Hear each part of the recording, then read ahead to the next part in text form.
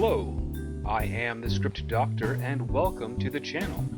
Another episode of Lower Decks has aired, and while I have been disappointed with the previous episodes, my morbid sense of curiosity and the great interaction I've been receiving from all of you watching has compelled me to keep going with this show. This week's episode continues the tradition of having non-sequitur teasers. We come to see Boimler in a bar, playing his violin while dancing. The crowd is not impressed. Before he continues with his next song, Mariner crashes the stage, of course, carrying an amp and guitar.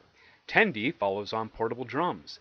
She plays at such a volume that it is heard throughout the ship, but the people in the bar listening to it in close proximity aren't injured in any capacity by the noise. I'm surprised that the writers didn't go for the obvious jokes from the situation, but not as surprised as I was to find zero jokes at all. There weren't any burst eardrums, no temporary deafness, no glasses being shattered. It's only loud enough for the patrons to cover one ear instead of both. Yet the corridors and engineering can hear mariners playing. Are the bulkheads paper thin? Somehow this noise makes its way to the bridge and is picked up by a Klingon commander over the view screen. When the Klingon feels insulted and protests, the captain claims the noise isn't on her end, and the Klingon's response is to kill his engineer, because Klingons are just that quick to kill their crew over a noise complaint. If this were the standard, there wouldn't be any Klingon Empire. They'd be killing each other over the most minor of things. Morg! You turned the AC up too high. We maintain a constant 31.6 degrees Celsius on birds of prey, and you set it to 31.5. You dishonor this crew!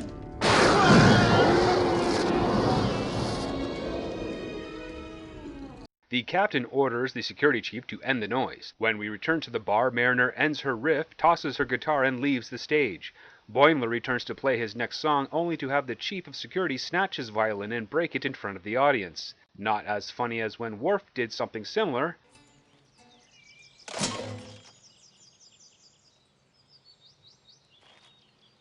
Nor is it as original. It appears that the writers wanted a reason to break Boimler's violin and throw in a Klingon pointlessly killing one of his officers. There's not a whole lot there comedy-wise for a minute 13 opening teaser. It's one of the faults with Star Trek Lower Decks thus far. The jokes don't feel like they're exploring Star Trek to its fullest. They show a species we're familiar with, drop stereotypes, and lots of name references, but just doing that alone isn't comedy. When it comes to comedy, there is a technique that can be used known as SDS. It stands for Setup, Distraction, Surprise. It's also a technique used with magicians. So we're going to take this existing setup of Mariner upstaging Boimler, playing an offensively loud riff on her bass guitar, and see if we can add distraction and a surprise and work in something more in tune with Star Trek and create some magic out of this would-be teaser. On the deck above, the captain hosts a meeting with the Ferengi regarding trade that could benefit the Federation. The noise of Mariner's playing drowns out conversation and vibrates the room, hindering the negotiations. The Ferengi goes silent, and the captain thinks the meeting is going to end poorly and ruin relations with the Ferengi. The surprise is that the sound and vibrations give the Ferengi a form of pleasure, like a hands-free version of Umox. The Ferengi's reactions, with their eyes rolling to the back of their heads, changes the tone of the room, and the captain goes from being worried about the success of the negotiations to uncomfortable and a little disgusted. When the music stops, the Ferengi compliment the captain on her hosting duties and offer to agree to any terms she asks in exchange for the hands-free Umox sound. They want it to sell among themselves and make immense profit. The first officer congratulates the captain, perhaps remarking, "Wow,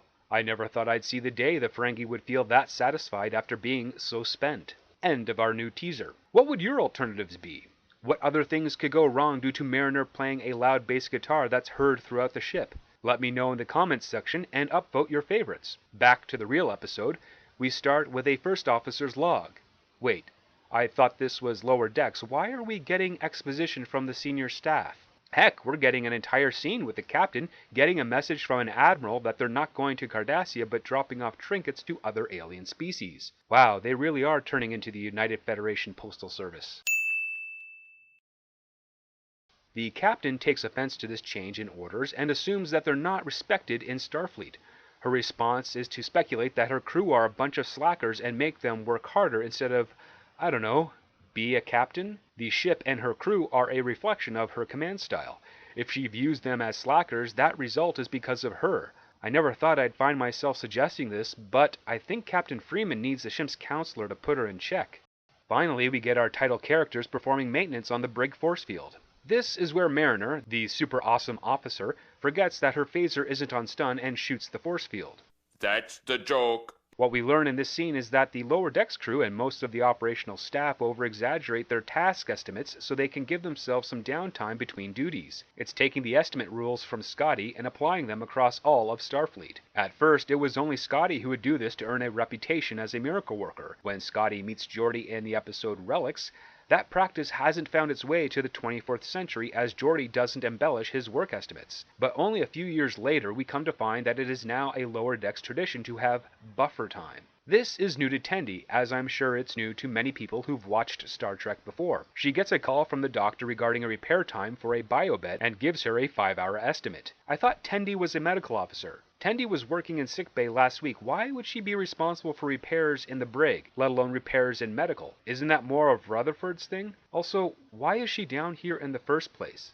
Should she not be in sickbay helping with patients? I hope we'll get some answers soon because the captain is on the hunt, judging her officers for being lazy based on zero evidence to support such a claim. Boimler's on the turbo lift humming the tune to Star Trek the Motion Picture when the captain enters. Boimler updates her on his duties, mentioning that he skipped buffer time, to which the captain stops the turbo lift and wants him to explain this buffer time to her. This results in the captain instituting time restrictions on duty assignments. At first the team is concerned, but when Boimler remarks that they're the best and can do the work, their concerns are quelled. Until the next scene where the entire crew is in a panic trying to get their tasks done before time runs out. Everyone is exhausted and rushing through the work, which results in poor completion of the jobs and thus more work to be done to correct those mistakes. This is a pretty good lesson about time management and responsibility. It also brings up the old axiom, if it ain't broke, don't fix it. I must admit, I like what is going on here. I like seeing the repercussions of negligent leadership and how it affects the crew. It's a good lesson that can fit within Star Trek. Granted, I wouldn't expect it to be a lesson that a captain would have to learn, but rather a junior officer given their first command. The whole ship is on edge except for Boimler, who after 2 episodes of being humiliated and walked on,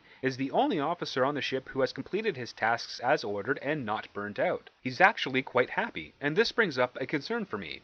Boimler is the only officer aboard this ship that doesn't need buffer time to complete his duties? Him being the only one is fine for a start to a joke, but there needs to be more. Like perhaps he's competing with another officer that is also knocking out their tasks as effectively as Boimler. Maybe it's Rutherford. We get a taste of his dedication to duty in the previous episode, or maybe it's another crew member. There should be more comedy mined out of Boimler's situation other than the fact that he's the only one adjusted for this new duty structure. Or perhaps there is a crew divide between those that can get the work done and those that can't. You know, something extra that can utilize the other 2 characters of Lower Decks instead of relegating them to the background. Of course, that type of treatment won't be given to Mariner. She has her own story where she is part of the first officer's away mission. Their task is to present a special crystal to the inhabitants of the planet that are new members of the Federation. Mariner butts heads with the first officer, Ransom. He tries to be encouraging of his team, covering the basics of away missions and how they don't always go as planned. He cites horned gorillas from TOS, sentient tar from TNG,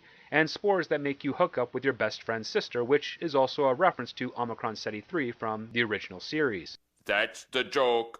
While Mariner wants to bail on the mission, Ransom is not having any of Mariner's crap and orders her aboard the shuttle and to pull down her sleeves. Something's not right here. Why is Ransom now acting more like a Starfleet officer, enforcing protocol and following orders, where in the pilot he ignored getting a bug bite checked in sickbay so he could go drinking with his buddy? As he briefs the away team on their tasks, he cracks wise about an ex-girlfriend and makes an effort to impress the crew by switching from autopilot to manual due to clouds. So he's cocksure and disciplined? Also, why are we getting so much time with this guy? The show's title is Lower Decks. We should be following those characters. But part of me suspects that this concept is being tossed aside in favor of exploring the entirety of the Cerritos crew as a wacky comedy of errors narrative. Because in the end, everyone on board the Cerritos are the lower decks of the entirety of Starfleet. My suspicions prove accurate when Ransom and his bullying officer Vendome present the inhabitants known as the Galrakians, not with a ceremonial peace crystal as intended, but a wooden stump. They throw in some typical wordplay of having wood and double down with the stump being a fertility totem for a rival species. While I am not a fan of the easy choices in jokes and wordplay, I will give props where props are due.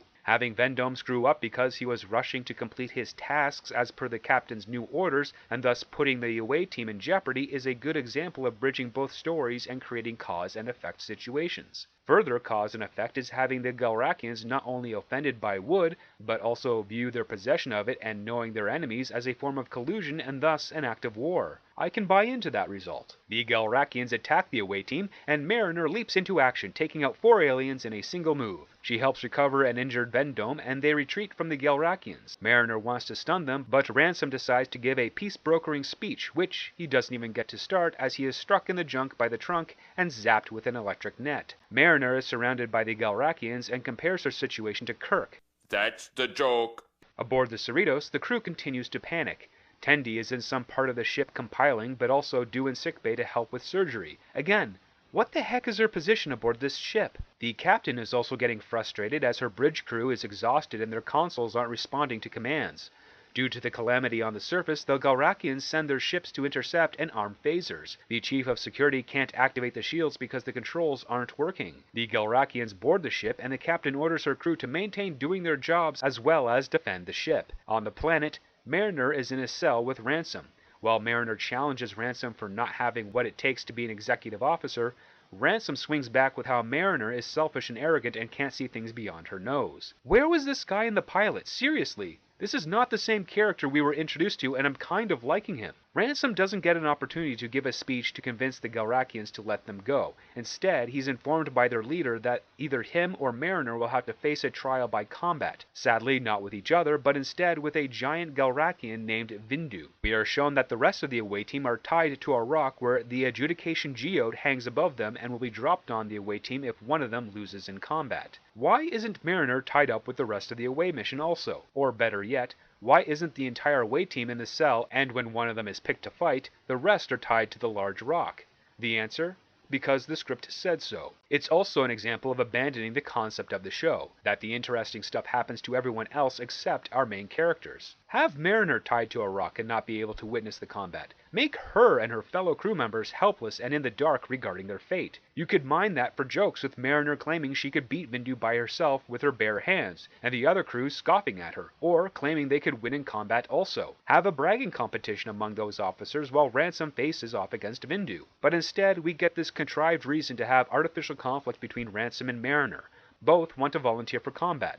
Ransom because he's the mission leader and responsible for his crew, and Mariner because she wants to fight and thinks she's the best. Mariner argues that rank doesn't mean anything in this situation and that her experience makes her the best option for combat. She shows off her scars in a very poor attempt at referencing Lethal Weapon 3 and claims to earn every scar in high-concept fights. She makes an argument that sometimes you have to do something wrong to survive. Ransom agrees and stabs Mariner in the foot, which is something I would have done also. So yeah, I'm starting to like this Ransom guy in this episode. Oh God, no! Stab me in the foot with a battle blade! Well, that's a very redundant line. We just saw him do that. Why do you have to explain it again? Ransom becomes an exaggeration on a proper Starfleet officer by taking responsibility and stating that he's willing to die to protect every member of his team. He tears off his shirt and charges into fight. He tosses aside his sword and takes on the giant with his bare hands, using an interlocking fist to defeat his opponent and freeing his officers. Back on the Cerritos, we learn that the only real damage the Galrakians are causing is space graffiti on the hull and corridors. Boimler takes out a few of the Galrakians in between tasks and arrives on the bridge to find that every officer is trying to abide by the new strict protocols, including the captain. As the chief of security is trying to hold off the Galrakians from entering the bridge, Boimler suggests to the captain that because not every officer is as good at their job as he is, that they need to loosen up and return to how the ship was run before. The captain reluctantly agrees and orders her crew to cut corners and do anything they can to defend the ship. Suddenly, the crew is no longer exhausted and manages to turn the tables and free the ship from the Galrakian occupation. In sickbay, Mariner gets treated for her foot with a standard bandage wrapping instead of a dermal regeneration because Mariner treats her scars as trophies. Ransom asks for a heads up before Mariner files her report for him stabbing her, and she lets him know that she's not filing a report because he reminded her what Starfleet is all about. Ransom's response? Sending her to the brig for disobeying orders by not rolling down her sleeves. I will side with Mariner. That's a weak reason to put her in the brig. There's lots of other reasons, like what I went over in the pilot. Also, Ransom remarks that stabbing a fellow officer is a guaranteed court-martial, so again, from what we saw in the pilot, why is Mariner still a Starfleet officer? Did Boimler decide not to file a report on that incident also? because we've seen from this episode that he loves following rules. In fact, he tells the captain this very thing when he's called into her ready room. She gives him kudos for reminding her how flawed her orders were, and instituted the Boimler effect, which mandates that every officer is allowed to and encouraged to cut corners, take shortcuts, and not blindly follow rules, giving officers the carte blanche to build in all the buffer time they need. In other words, not a healthy balance to what we saw in the opening, but going in an equal and opposite direction to what caused all the havoc in this episode in the first place. So before, when an officer would exaggerate a few extra hours for a task, now they are encouraged to go longer, perhaps even days, to get a simple job done. So there is now less restriction and less responsibility. Boimler is justifiably upset by this, and his friends try to encourage him that the rule will be forgotten. We cut to the future where a professor is explaining to her students the importance of the Boimler effect and how he was the laziest person in Starfleet before segueing into the most important person in Starfleet history, Chief Miles O'Brien. Really? You're trying to make fun of Miles O'Brien? He was important. The guy practically rebuilt Deep Space Nine. You know what? No, we're not going there today. This week's episode of Star Trek Lower Decks was not as terrible as the previous ones, but then again, the bar is quite low. But I have no interest in trashing on this show just to trash on it. This episode had some things about it that worked and showed signs of decent writing. There was a domino effect to the captain's new protocols that created the events of the episode. It was a very basic execution of cause and effect. And for a show like this that gets quite a bit wrong, when it gets something right, that should be encouraged. Aside from a better structure than the previous episodes, they did manage to do something that made me not hate every moment of the story. The character of Ransom made this episode tolerable to watch. He's a character that gives real conflict and challenge to Mariner. They've changed him significantly from how he was introduced in the pilot and his short scene in Envoys. He actually behaves like an executive officer in command of an away team. He was trying to live up to the values of Starfleet, willing to put his life in danger to save his crew and willing to face the consequences of his actions for stabbing Mariner. He's everything Mariner should be. I can't stress how fresh it would be if Mariner embodied those traits. Have her be the character that will go into a coliseum to fight a monster to save her team because it's the right thing to do, not because she's the best at it. Have her be the officer that wants to live up to the standards and values of Starfleet by avoiding violence as a solution. She doesn't need to be a rule breaker, nor does she have to be like Boimler. What she has to be is likable. And 3 episodes in, she still hasn't achieved that ability. However, the show is slightly getting better. If the rate of improvement remains consistent, then I think in a little over 200 episodes we might have a show worthy of the Star Trek brand. But don't expect that to happen anytime soon. If you enjoyed this video, please like, share, and subscribe. If you have anything to add to this episode, please leave a comment below. Thank you for watching, and never forget, it all starts with the script.